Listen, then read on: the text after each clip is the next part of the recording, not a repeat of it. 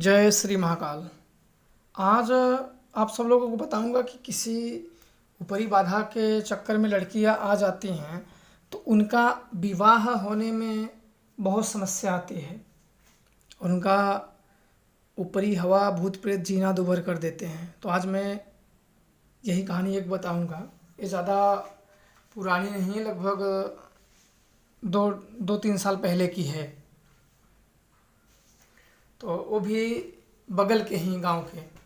तो उनका क्या होता था कि उनके लड़की पे भूत आते थे। जब पहले वो मेरे घर आए तो बोले कि मेरी लड़की को देखो, मुझे शादी करना है, हो नहीं रही है। बोला क्या हुआ? तो उन्होंने कहा कि मेरी लड़की के ऊपर भूत आ जाते हैं, खेलना शुरू कर देती है कि मैं ये हूँ वो हूँ ऐसे वैसे। तो आप सोचिए कि जो लड़की का लड़के का रिश्ता लड़की के पास लेके आएगा तो इस हालत में लड़की को देखेगा तो क्या सोचेगा, करे मैं आदमी से शादी किया हूँ कि भूतों से शादी करें। और लोग डर के भाग जाते थे। तो और बताने वाले तो बहुत बताते थे कि ये है वो है, पर आराम तो होना चाहिए। सबसे बड़ी चीज़ होती है कि आप जो भी बताओ, लेकिन आपने ठीक कर लिया तो चुड़ैल भी बता दोगे वही ठीक है, क्योंकि जिससे ठीक हो जाए। तो ये हुआ था। तो वहाँ जब बताया, बोला चलो ठीक है, मैं 1 घंटा में आपके वहाँ आता हूँ। तो मैं वहाँ गया। इसके बाद पानी वानी पिए, दूध दूध लाए, दूध दूध पिया। तो फिर बैठे बैठे बात इधर उधर करके तो थोड़ा समय हो गया। उनकी माँ भी रोने लगी कि मेरी बेटी कैसे, फिक्र मत करो, ठीक हो जाएंगी, मैं देखता हूँ क्या है क्या नहीं। अब रात हो गई। इसके बाद लगभग 8 बजे हम लोग बैठे। तो जो ही मैंने माँ शमशान काली का मंत्र पढ़ के और माता का आवाहन किया तो वो तुरंत उसके ऊपर आ गया। तो मुझे बोलने लगा कि मैं कौन हूँ। तो देखो ये बहुत बड़ी जटिल तुरंत हो जाती है। अगर चलो आप तांत्रिक हो, छूछा करते हो, भूत प्रेत हटाते हो, और कोई भूत तुमसे ही पूछ ले कि मैं कौन हूँ, और ये 10 15 20 आदमी के बीच में, तो आपको देखना पड़ेगा। नहीं देख पाए तो मज़ा तुम्हारा गया काम से। तो उसने कहा कि तुम अपने आप को बहुत बड़ा सिद्ध तांत्रिक समझते हो, सिद्ध समझते हो, मैं कौन हूँ? तो बोला और कुछ? बोले बताओ। बोला ठीक है। तो मैंने तुरंत सुजान को बुलाया था, सुजान खबीस को, खबर लेने के लिए कि ये है कौन। ऐसे पूछ लिया, क्योंकि ऐसे पूछ लिया तो इसका मतलब कोई ताकतवर ही है। तो मैंने बुलाया। तो सुजान ने फिर प्रश्नों का उत्तर देना शुरू किया, क्योंकि जहाँ आप प्रश्न बहुत हो और उत्तर कुछ ना हो तो शक्तियाँ ही बता सकती हैं। तो मैं बुलाया तो उसने बताया कि ये लड़की इनके उसके घर के लगभग आधा किलोमीटर दूर एक पटेल का घर है, उससे फंसी हुई है। और ये रात को उससे मिलने गई थी और वहीं इसको एक थानी पकड़ लिया है। उसमें जिन्न है, पहलवान है, ब्रह्म है, 7 दाना टोटल है, शायर है, और इसके बाद इसका भाई है, अरे इसका चाचा है। अरे चाचा कहाँ से आ गया? तो बोला ठीक है अच्छा। तो फिर वो उसको वापस किया मैंने, सुजान को, उन्हें पूरी बात बता दी। फिर मैंने बोला कि तू इसको क्यों पकड़ा है? तू पहलवान है, थानी है, और इसके चाचा को भी साथ बजा के रखा है, तूने इसको क्यों पकड़ा? तो उसने बोला कि ऐसे ही पकड़ूंगा। तो मैंने कहा कि ऐसे थोड़ी पकड़ेगा तू, दुनिया तेरी है, सब लोग जन को जीने का अधिकार है। बोला छुड़ा के दिखाओ। बोला छुड़ा तो मैं लूँगा ही, पर तू सोच ले कि तू जाना कैसे चाहेगा, प्रेम से जाना चाहेगा कि लात खा के जाना चाहेगा? तो इसके बाद वो बड़ा सोच में पड़ा। तो मैंने कहा कि तू अनावश्यक तूने पकड़ लिया है, क्योंकि उसका घर इसका घर बीच में एक नाला आता था, उधर गांव में देहात, एक गांव यहाँ थे, एक वहाँ, बीच में जंगल वाला, काफ़ी डरावना, और लड़की जात थी, उसको पकड़ लिए। तो इसी की वजह से उसकी शादी बार बार कैंसिल हो जा रही थी कि उसके ऊपर भूत आ जा रहे थे। तो भाई करे तो करें, कैसे करे और कौन करेगा? तो इसके बाद जब मैंने बताया कि तू ये है, जब सुजान ने मुझे बताया तो मैंने उसको बताया तो हंसने लगा। बोला कि अब सही सही बता। एक डंडा भी मैंने मंगा लिया कि थोड़ा ये डरे। बोला कि डंडा लाइए। तो डंडा ला के मैं हाथ में ले लिया।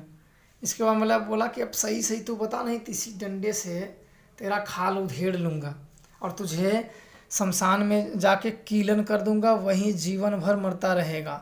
अब सोच ले कि तुझे क्या करना है, फैसला अभी। तो बोला कि नहीं, मैं इसे नहीं छोड़ूंगा, इसे मार के लेके जाऊंगा, इतना बड़ा घोड़ा अच्छा मैं नहीं पाऊंगा, इसे मार के लेके जाऊंगा। भूत भी बड़े नखरे करते हैं। उसने कहा कि मैं इसे मार के लेके जाऊंगा, और उस लड़की को घोड़ा बोल रहा है, उसके ऊपर चढ़ा है, उसको परेशान कर रहा है, प्रताड़ित कर रहा है, तो उसको घोड़ा बोल रहा था कि इससे अच्छा घोड़ा मैं नहीं पाऊंगा। तो बोला नहीं, इसे छोड़ना पड़ेगा। तो मैंने उसकी भी तारीफ भूत की। बोला तू इतना बड़ा शक्तिशाली है, तेरा लोग गुणगान करते हैं, और तू एक गरीब आदमी इस गंधाउर पे तू ऐसे पड़ा हुआ है, बता। तो इतना शक्तिशाली, तो थोड़ा सा भूतों को जब उनकी तरफदारी देखो किए जाते हैं ना, तो बड़ा जल्दी प्रसन्न हो जाते हैं। आप लोगों को एक हुनर आना चाहिए, क्योंकि हर एक शक्ति जहाँ वो प्रेम से नहीं बात बनती है, वहाँ शक्ति चला दो। पर इसके पहले आपको देख विद्या होनी चाहिए, ताकि आप उसको पहले ही बता दोगे तो वो चंगुल में फंस जाएगा, नहीं तो वो झूठ झपाड़ी बोलता रहेगा, रहेगा कौन, बताएगा कौन। तो उसी समय पे इसके बाद उसकी माँ और उसके पापा ने, जब प्रेत मैंने काट लिया, ठीक हुई, बैठी, आराम हुआ, तो बोले महाराज जी कहाँ से प्रेत आया था। उसके माता पिता बोलने लगे, और लड़की तो और जैसे हो, तो मेरे मुंह पे चढ़ के कौन भूत किया था मुझे बताइए, मैं उसको ये कर दूंगा, वो कर दूंगा, ये कर दूंगा। तो उसकी बातों पे मुझे बड़ा गुस्सा आ रहा था कि अभी मैं बता दूं तो इसकी हालत खराब हो जाएगी कि सारी जड़ की फसाद तो तू है। तो इसके बाद उनके पापा वापा सब बैठे, बोले नहीं बताओ बताओ। बोला कि तुम रात को किससे मिलने गई थी वहाँ। और ये बात उसके माता पिता जानते थे, मैं सोचा नहीं जानते होंगे, पर उन्होंने पहले सैर नहीं किया भाई अपने घर की इज्जत। बोला कि तुम रात को मिलने किससे गए थे, क्योंकि मुझे उस समय मालूम हो गया था ना कि वो गुड्डू नाम का है, और सब कुछ मालूम हो गया था मुझे। किससे मिलने गई थी। बोला किसी से तो नहीं गई थी। तो बोला कि अभी भी मान जा, नहीं तो आगे की बात मैं खोलना शुरू कर दूंगा। मैं किसी का यहाँ बेइज्जती करने नहीं आया हूँ, पर तू ज़बरदस्ती जब बात करेगी तो फिर तू ही जान ले, तू जाने और तेरा काम जाने। तो इसके बाद वो शांत हुई, तो उसके पिताजी ने बोला हाँ हाँ महाराज जी, एक बार गए थे, बहुत बवाल हुआ था, इसको मारे पीटे हम लोग थे, इसीलिए इसकी शादी कराना चाहते हैं, मारे पीटे थे। तो ऐसे ऐसे मिला, तो ये कितनी कैंची तर नहीं, आप नहीं हो, मैंने आपका ये तो नहीं किया, मैंने आपकी बेइज्जती की। तो इसके बाद उसको मैंने पकड़ा। पकड़ने के बाद उसका भाई आ गया, जो जिस लड़की का पिता था उसका भाई फिर बाद में खेलने लगा। तो मैंने कहा अरे तू कौन है। तो उसने अपना नाम बताया, हालांकि इस समय मुझे नाम याद नहीं उसने क्या बताया था। नाम बताया तो उसकी माँ भी बैठी थी, उसके 3 भाई थे, एक तो मर गया था, 2 भाई थे, उसकी माँ, उसकी बीवी, सब लोग परिवार के थे, और एक आध 2 लोग बाहर के दूसरे गांव के देखने के लिए। तो जब वो आया तो मैं बोला अरे तू कौन है। तो उसने बताया मैं ये हूँ। तो बोला तू इसमें कैसे आ गया। बोले मुझे भेजा गया है। बोला कौन भेजा गया, कौन भेजा है। तो उसने नाम बताया था कि उसने मुझे भेजा है।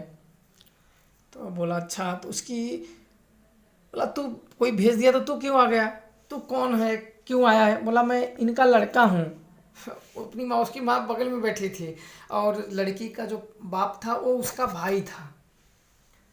तो मैंने सोचा, मेरे माइंड में आया कि अरे सुजान को भी मैं तुरंत बुलाऊँ, ये तो लगता है मुझे नंबर बना रहा है, टोपी पहना रहा है, ये इसका लड़का कैसे हो सकता है। बोला कैसे हो सकता है, तू इनका लड़का कैसे है बता, और नहीं तो मैं तुझे अब कैद करने वाला हूँ। बोला नहीं नहीं मुझे कैद मत करो, मैं ट्रेन से कट गया हूँ। बोला तू ट्रेन से कैसे कट गया। बोले प्रेम के चक्कर में।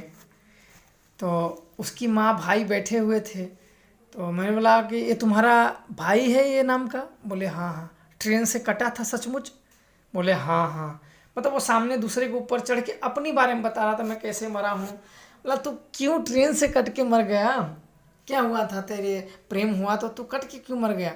बोले कि मेरे भाई लोग शादी नहीं करा रहे थे। तो मुझे हंसी भी आती थी उसके बाद कि वो उस भूत के। बोला क्यों नहीं।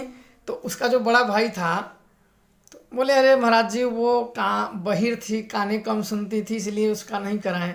बोले देखो ये शादी के चक्कर में ट्रेन से कट के मर गया, अब बता रहा है।